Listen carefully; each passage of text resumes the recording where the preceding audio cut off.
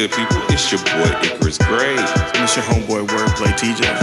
And this is the No Rhyme or Reason podcast, where we talk about everything. Everything for no reason at all. And we're live. Lighter flick. What's good, people? It's your boy Icarus Gray. And it's your homeboy Wordplay TJ. And this is the No Rhyme or Reason podcast, where we talk about everything. Everything for no reason at all. Young Moolah. What? Young Moolah. You know what I'm going to do in post, right? Give me extra work. But thanks for being here today, folks. Lovely subscribers and YouTube viewers from the algorithm. First-time watchers, be sure to subscribe to this channel if this is your first time seeing this. We're going to review the Carter 6, our No Rhyme or review of this album. The sixth installment of the Carter series, Lil Wayne's 14th studio album, and predecessor to the Carter 5. So I want to talk about a few things. I want to talk about first impressions. I want to know why this album is not great. I want to know what would make it better, and also what do we like. So that's what the video is going to be like today. The podcast is going to sound like today. Yo. You first. What's the first impression? My first impressions were initially that I didn't like it because I was expecting something that I shouldn't have expected from Wayne, which is a certain level of growth and lyricism. In a way that kind of like opened the doors for a bit more, I would say like deeper conversation. Yeah. But then I somewhere in the first impressions kind of went into like, oh, this is just legacy mode versus trying to build a new album kind of thing.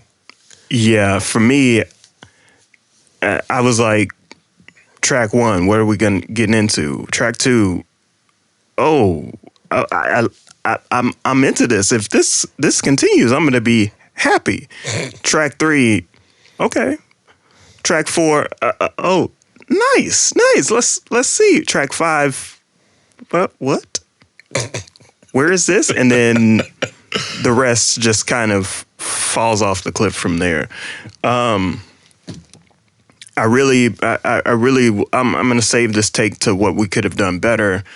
And so ultimately, my first impression was I'm not impressed at all. Nope.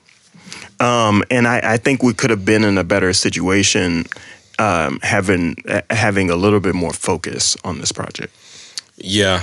Also, I almost forgot.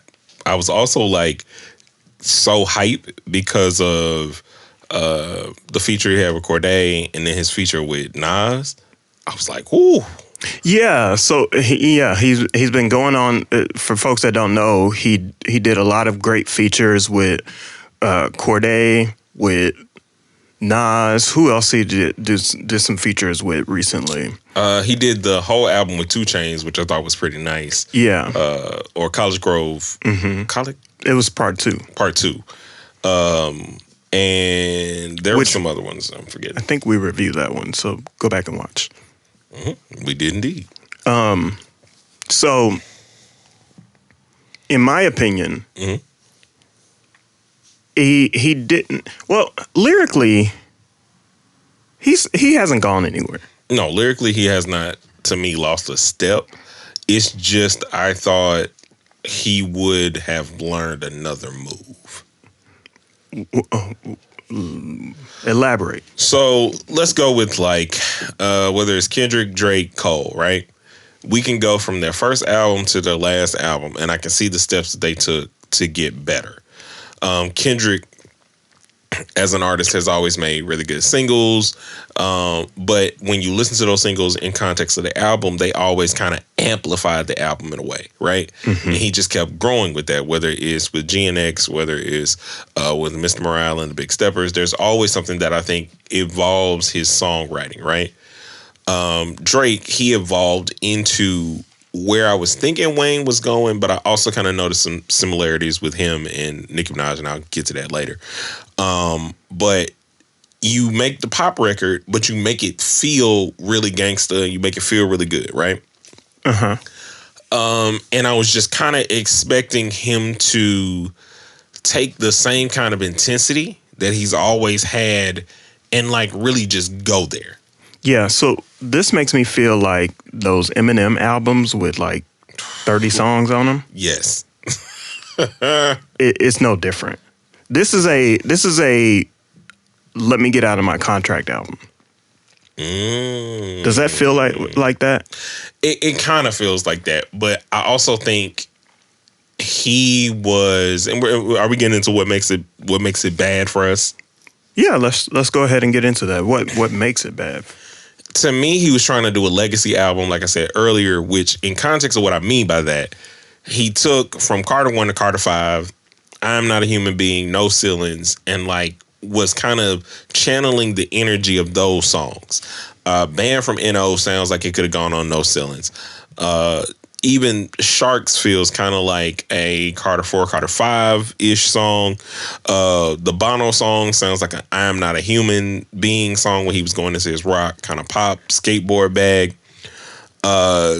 If you go back to like Mariah or even Being Myself, there's all these callbacks in a certain way, but they don't add up to a good album. They just sound not very cohesive to me. Yeah, this doesn't feel like an album. This feels like a disorganized playlist. Yeah. And kind of like a greatest hits almost. Yeah. But that's what he's doing on the tour. And so I think he was trying to set himself up for that and give himself a lot of different lanes and audiences to play with.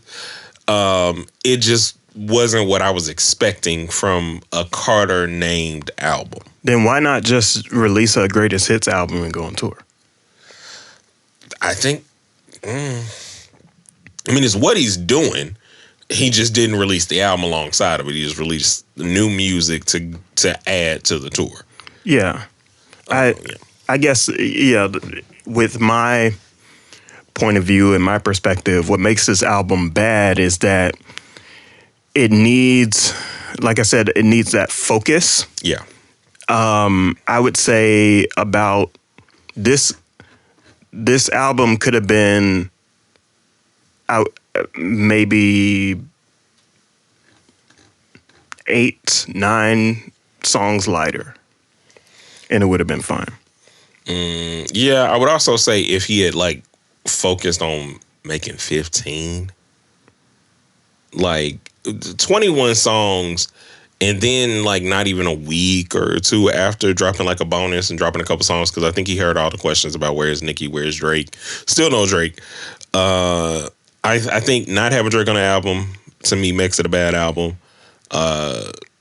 Retroactively, I feel adding the Nicki feature is cool. Mm-hmm. But I think this was one of those moments where I think the Carter 6 should have been one of those pivotal shift albums. Whether it's like I Stand by Young Money, and it didn't really feel like that. It didn't feel like he was stepping into this new era where it's like from a certain, like from 2000, literally 2000, or even 98, 99 when he dropped Black is Hot, Wayne has been everywhere with a hit. Started out with platinum albums, boom, boom, boom, boom, boom. This didn't feel like that Wayne. This felt like a comfortable Wayne as well, which is also kind of what makes it bad for me. Because if you get too comfortable on what you think you've been standing on, you're not going to grow. Yeah. I don't have too much to elaborate on as far as like what makes it bad. So I think I want to talk about what makes it better, what could have made it better. So I think he could have focused in on some of these songs that are a lot more cohesive, a lot more rap focused. Yeah. And a little less pop focused. Mm-hmm. In my opinion, this album needed a executive producer. I think it needed like The Alchemist or somebody that, excuse me, or somebody that kind of allowed Wayne to be Wayne. I think it needed. Honestly, I do think it needed a Drake feature. I think it needed a Hot Boys feature. What are more features going to do for it? I think it rounds out the album and gives Wayne a second to kind of to really shine. Because I think at this point, and this is crazy to say about Wayne with his work ethic, more verses from Wayne on this album weren't helping. There's a claim that Wyclef is the executive producer. That's interesting. I need to verify that. I really do. I really do. If so, it kind of makes sense to the sound.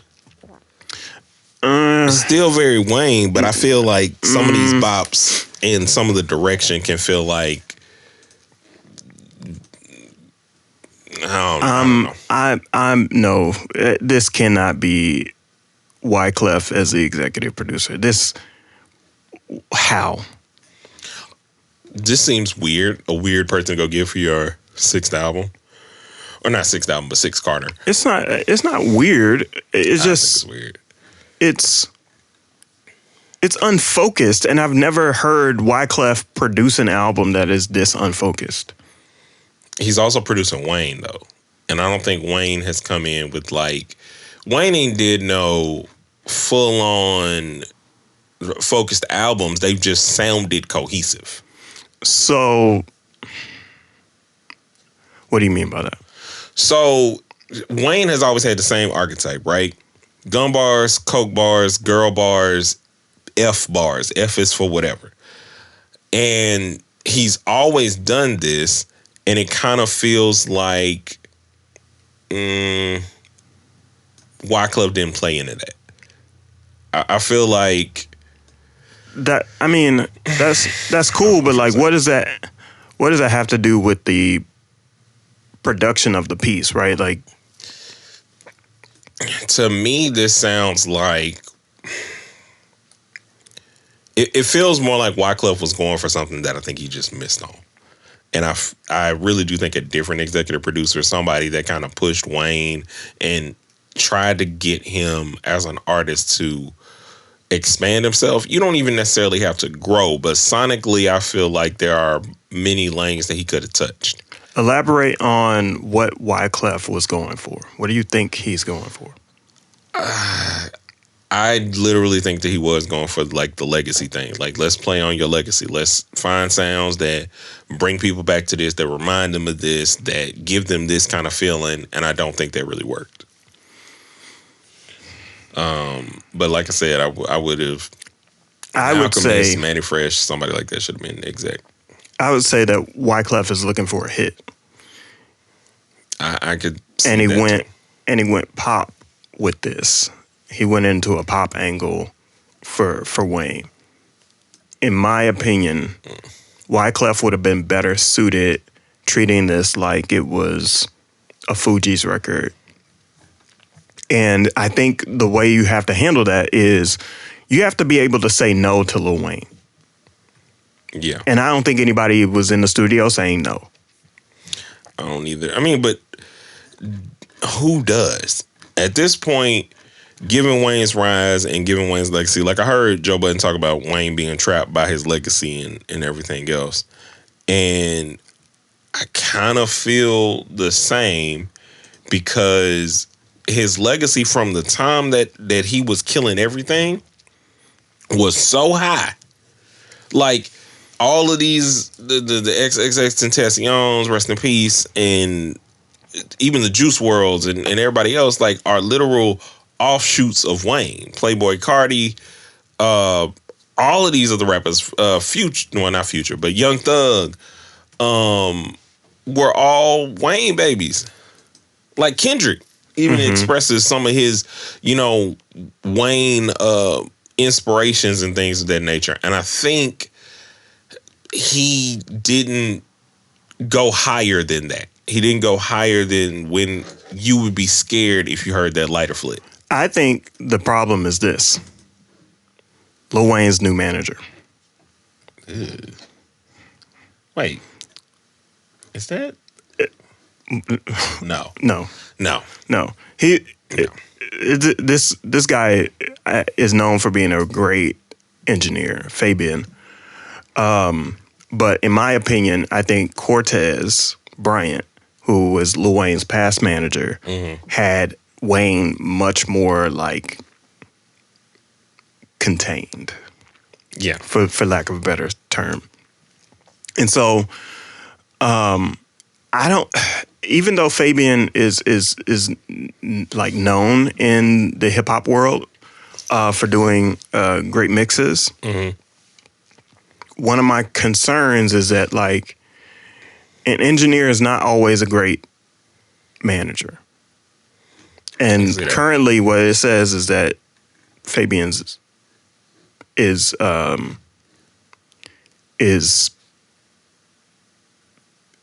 Wayne's manager. Interesting.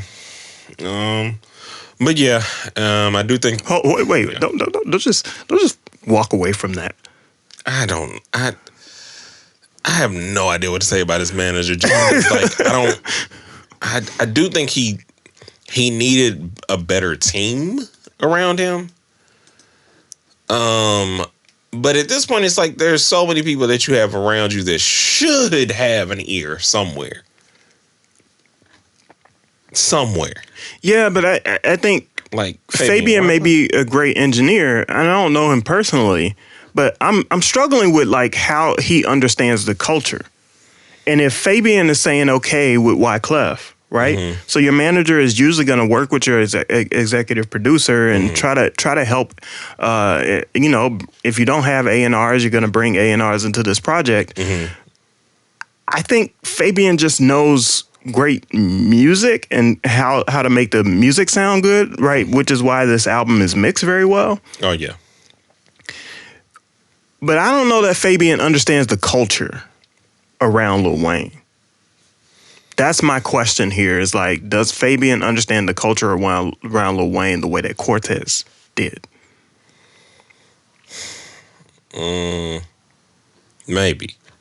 Maybe Cortez does, and maybe that would have been a good move. But I don't know enough about how involved his management is. I guess that's where my previous knowledge comes in. Yeah. Because the albums that we love, the Carters that we love, Cortez was Wayne's manager during those times. I also think if he had, here's the other thing that I think that they should have done if they were trying to celebrate a legacy, right? There are a lot of different things that he could have done from Carter 1 to Carter 5. You could have done homages. You could have brought in the sounds. So like if you start with like, this is where we started, this is where we are. Take us through the timeline, if you will. That could have been a way to make it better, because then we are kind of like listening with the things that we've loved. Because it's not like Wayne misses or that he missed on everything on this album. I never want to make it sound like he missed everywhere. It's just I was expecting more from one of the best rappers, if not at a time the best rapper alive. So when did 2018? What did Wayne make around that time? Let's see. Because I think this is relevant, and I'm trying to prove a point, and I believe that Cortez would have delivered what you're talking about.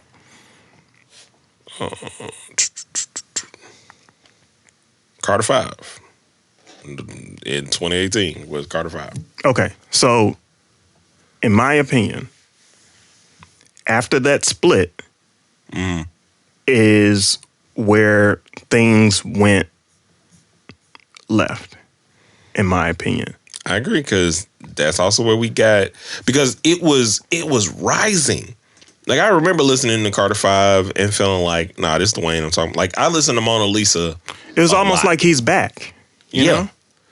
Because I don't remember, I didn't listen to Carter 4 as much as I wanted to, even though there's songs on Carter 4.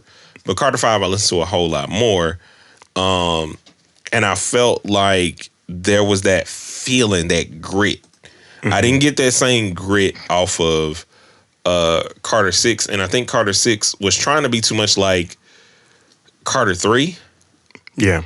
And you cannot recreate the Carter 3's energy. You cannot recreate, to me, Carter 1's energy, at least not in the sense that you can't put lightning back in a bottle. Yeah.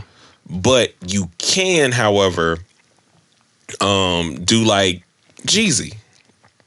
Like Jeezy's last or album before last, with him and DJ Drama, was a phenomenal way to bring back that trap or die feeling.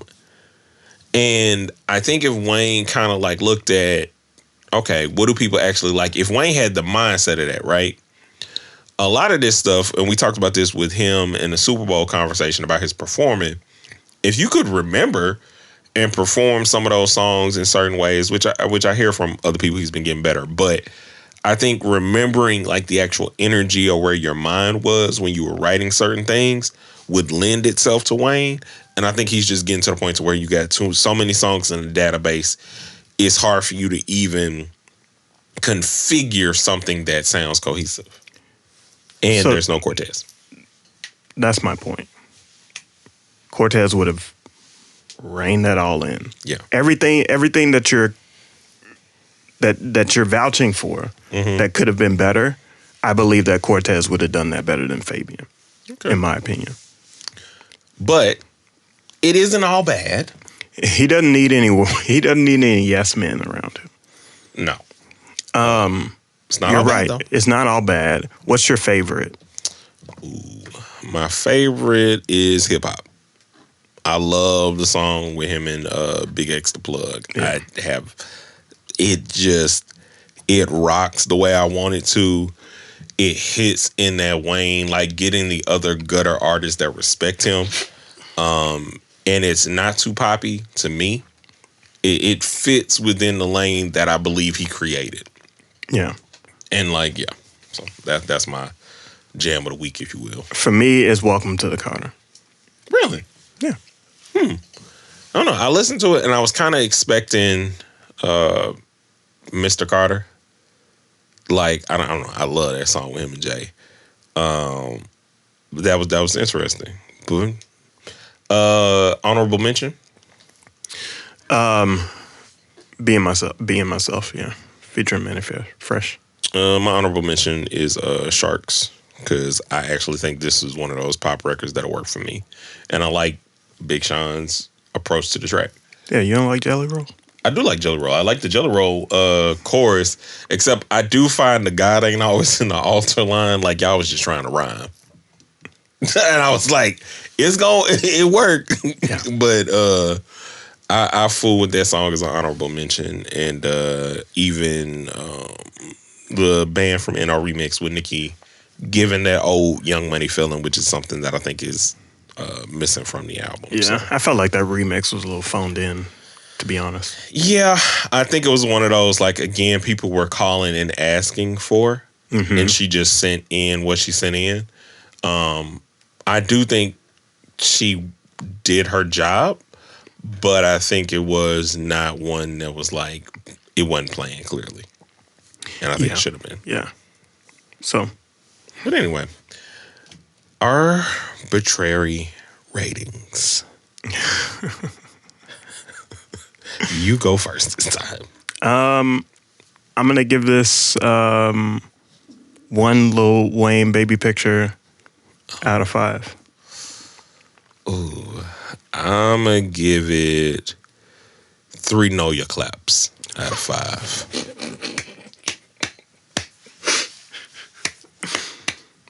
Once again, I'm going to have fun in post. But anyway, now, for you guys, if you could, what do you think about the album? Let us know down in the comments. Is this your favorite Carter 6? And where do you even rank it among the Carters? This will probably be my least favorite. Not going to lie to you. But let us know down in the comments. Make sure you hit that like, subscribe button, and we'll see you in the next piece. A 1 and a 2 and a peace.